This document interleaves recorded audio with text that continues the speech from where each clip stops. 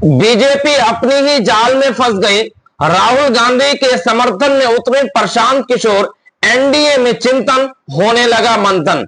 दरअसल राहुल गांधी ने एक आर्टिकल लिख करके सीधा चुनाव आयोग से भिड़ गए और चुनाव आयोग को पूरी तरह से चेतावनी दे दी और रविवार के दिन भी चुनाव आयोग को ऑफिस खोलने पर मजबूर कर दिया। उन्होंने जो आर्टिकल लिखा, यानी राहुल गांधी ने उस आर्टिकल में ये लिखित तौर पर बाज़ाब्ता उन्होंने कहा कि चुनाव आयोग अपोजिशन के साथ, चुनाव आयोग धांधली का शिकार है और चुनाव आयोग भारतीय जनता पार्टी को जितवाने के लिए स्टेप बाय स्टेप एक साजिश रची गई है।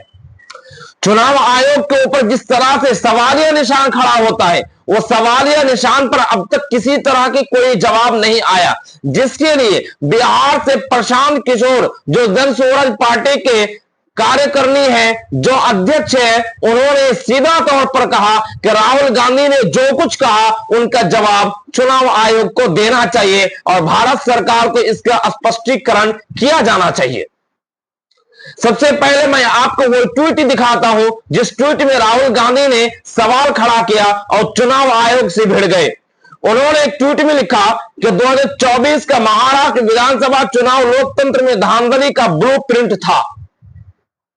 यानी महाराष्ट्र में जो चुनाव हुआ, उस चुनाव में जो धांधली की गई, उस धांधली का एक ब्लूप्रिंट था। उन्होंने अपने आर्टिकल में मैंने विस्तार से बताया कि कैसे यह साजिश स्टेप बाय स्टेप रची गई है।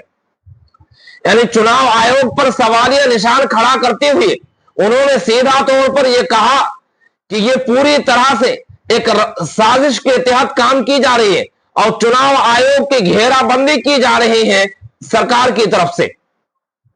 उन्होंने कहा कि मैंने अपने आर्टिकल में मैंने विस्तार से बताया कि कैसे स्टेप बाय स्टेप ये साजिश रची गई है।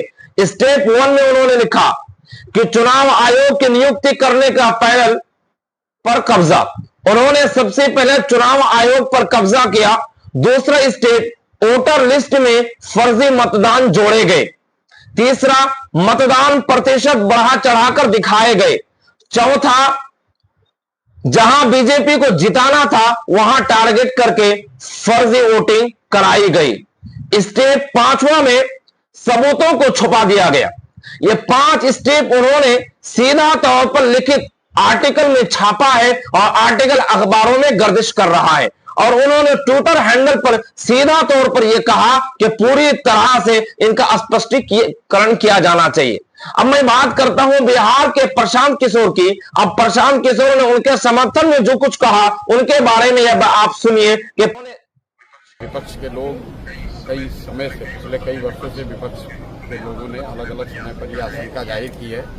2-3 दिन पहले अभी राहुल गांधी ने महाराष्ट्र के चुनाव को लेकर एक अपनी सोच या उन्होंने जो पाया, उनके दल ने जो पाया, उसके हिसाब से एक जानकारी को जनता के बीच में रखा है।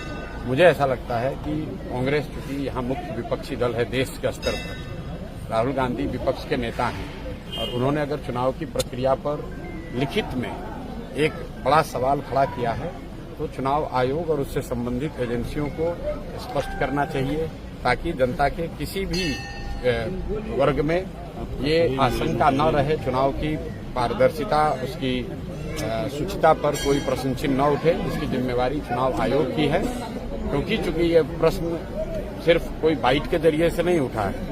राहुल गांधी ने बाकायदा एक पूरा आर्टिकल लिखा है अखबारों में, उसमें उन्होंने उनके अनुसार महाराष्ट्र में जो हुआ या नहीं हुआ उसके बारे में उन्होंने टीका टिप्पणी करी है। तो अब ये चुनाव आयोग की जिम्मेवारी है कि उस पर वो स्पष्टीकरण दें, उस पर अपना पक्ष रखें ताकि जनता सभी बात को सुन समझकर ये निर्णय ले पाए कि क्या सही क्या गलत। तो आपने सुना, ये प्रशांत किशोर थे जो बेगूसराय से एक मंदिर से पूजा अर्चना करने के बाद जब उनसे मीडिया वालों ने सवाल पूछा कि राहुल गांधी चुनाव आयोग पर सवाल करते हुए एक आर्टिकल लिखा है और यह आर्टिकल सिर्फ छापा ही नहीं, उन्होंने विस्तार से बताया है कि कैसे चुनाव में धांधली की जाती है और कैसे चुनाव में वोट चोरी की जाती है।